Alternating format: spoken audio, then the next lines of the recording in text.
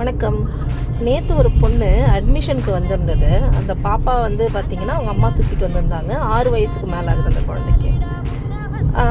அந்த பொண்ணு பார்த்தீங்கன்னா ஃபஸ்ட்டு பிஹேவியர் பார்க்கும்போது மென்டலி ரிட்டார்டட் மாதிரி இருந்தது.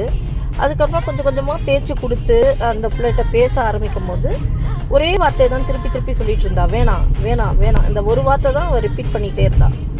அதுக்கப்புறமா அவளோட பேரண்ட்ஸ் கிட்ட பேசும்போது ஏன் குழந்தை இப்படி இருக்குன்னா, அண்டர் வெயிட்டில் பிறந்தா, ப்ரீ மெச்சூர்ட் பேபி அப்படி இப்படின்னு சொன்னாங்க. சரி, அதெல்லாம் ஒரு பக்கம் இருக்கட்டும். இப்போ ஏன் நியூட்ரிஷனாக கொடுக்கலன்னா சாப்பிட மாட்டா அப்படின்னு சொல்லிட்டு. இன்னொன்று, அந்த குழந்தைகிட்ட இன்னும் நல்லா பேச்சு கொடுத்து அதுக்கப்புறமா பார்த்த பிறகு தான் அவள் வந்து மென்டலி ரிட்டார்டட் மாதிரி தெரியல. சம் பிஹேவியர் அப்படி இருக்கே தவிர அவள் வந்து வெறும் பிளைண்ட்னஸ் மட்டும்தான், டோட்டலி பிளைண்ட் அவள். அதனால நம்ம சொல்ல வர்றது என்ன அப்படின்னா, பேரண்ட்ஸ் கிட்ட நீங்கள் கூடவே அவன் அண்ணன் வந்திருந்தான், 9 வயசு. ஆனால் அவன் நல்லா இருக்கான். அவன் வந்து நார்மல் குழந்தைய மாதிரி அவன் வந்து ட்ரீட் பண்ணுறாங்க அவனை.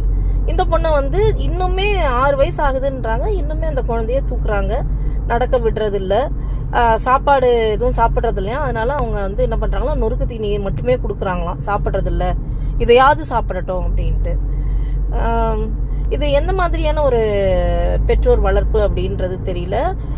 கண்ணு தெரியாத குழந்தையா இருந்தாலும் அந்த குழந்தைக்கும் எல்லாமே நம்ம ஈக்குவலாக செய்யணும். எப்படி ஒரு கண்ணு தெரிஞ்ச பிள்ளைய வந்து நம்ம நடத்துகிறோமோ, சாப்பிட கொடுக்குறோமோ, விளையாட வைக்கிறோமோ, அது எல்லாமே தெரியாத பிள்ளைக்கும் பண்ணணும். வீட்டில் வந்து அந்த குழந்தைய ஒரே இடத்துல உட்கார வச்சு சாப்பாடு கொடுக்கறதுனாலையோ, கையில் பொம்மைங்க கொடுக்கறதுனாலையோ, இல்லை இப்போ டிவியை போட்டு விட்டுட்டு அந்த குழந்தை வந்து வெறும் பாட்டு மட்டுமே கேட்டுட்டு இருக்குமா. ஸோ இது எல்லாமே வந்து ஒரு பெற்றோரின் ரொம்ப அதீதமான அன்பா இருந்தாலும் கூட அந்த குழந்தையினுடைய எதிர்காலத்தை மனசில் வச்சுக்கிட்டு எப்படி அந்த மற்ற குழந்தைய நம்ம ட்ரீட் பண்ணுறோம், விளையாட வைக்கிறோம், ஒரு வீட்டில் இங்கே போய் அங்கே வா, தட்டேடு, உன் சாப்பாடு நீ சாப்பிடு அப்படின்ற விஷயங்கள்லாம் பண்ணிட்டு இருக்கிறோமோ அதே மாதிரி தான் இந்த குழந்தையும் பண்ணணும்.